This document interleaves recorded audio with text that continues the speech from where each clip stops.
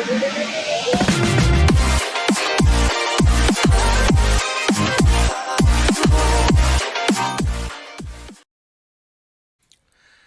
welcome to GED exam preparation class. I am your host and instructor, Ruben Herrera. And on this video, we're going to learn about basic equations. Okay? Very good, my friends. Let us look at this example. I have right here, this is a basic equation. I have 23 plus x equals to 25. Okay, so our job is going to be to find the value for this x. We don't have to solve this problem because it is already solved. Look, the answer is 25. So in a past lesson, we learned that a variable is a letter like this that has a value, which value we don't know, but yet is needed. Okay, so our job is going to be to find out the value for this x. Now, at this point, I don't know how much x is, but I know that if I have 23 and then I add x to it, it's going to be equals to 25. So therefore, I can very easily tell that x is equals to 2 because 23 plus 2 is equals to 25. And there you go. We just find out the value of x. For x, it is 2, and this is all your GED exam is going to ask you to find the value for that variable. Okay, let us look at another example. I have right here 10 minus y is equals to 5. So what's the value of y? I don't know, but I know that if I have 10 and I subtract y, I'm going to end up with 5. So therefore, y must be equals to 5, okay? Because 10 minus 5 is equals to 5. Okay, now here on the next example, now I have an example, a equation that involves a little bit of multiplication. So notice right here we have 6a equals to 60. Now in the past we learned right here that this 6a right here is an algebraic term, okay, and right here the 6, okay, is a coefficient, and then the a is a variable. But what are these two values right here? What are these two digits are doing? Okay, they're multiplying. Okay, so I know that if I multiply that 6 times the a is going to be equals to 60.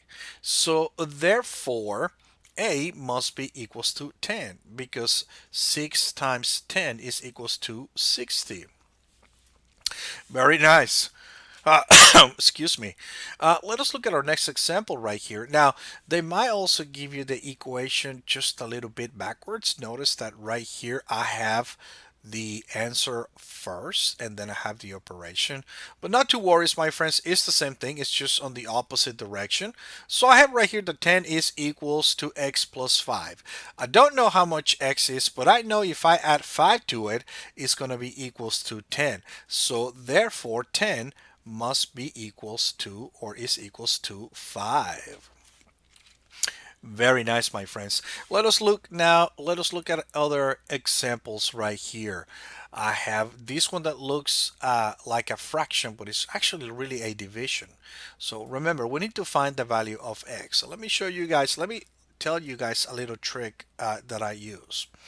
Whenever I have my equation in a form of a fraction and then the variable is on the top, as long as the variable is on the top or is the numerator right here on this fraction, these two numbers right here, the 6 and the a, we're going to multiply. And that will give us our answer for x, okay? But this is only when the variable is on the top or is the numerator, okay? So 6 times 8 is equals to 48, so therefore x is equals to 48. Very nice.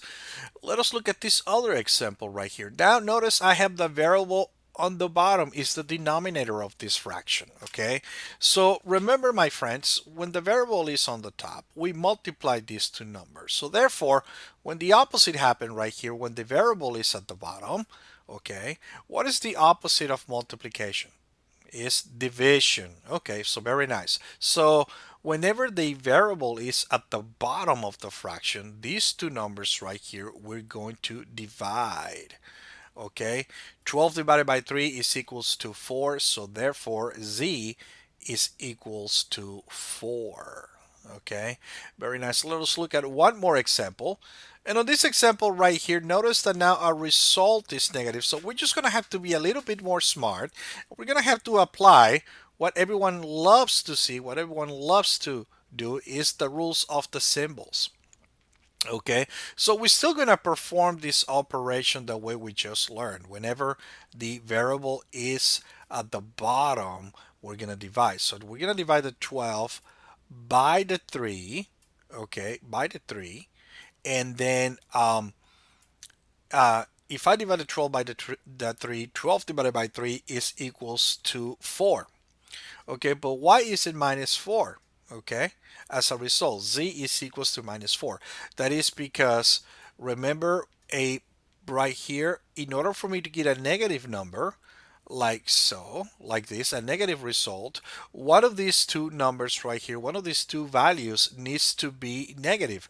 The 12 is already here, and it looks like the 12 is positive because I don't have any symbols in here. So therefore, that z, whatever z is, z must be negative in order to be able to divide a negative by a positive and my result to be negative. So therefore z is equals to minus 4. And this is going to be the same case for all the other type of basic equations. Whenever you have a negative result, you're going to have to use the rules of the symbols, my friends. So just keep that in mind, okay?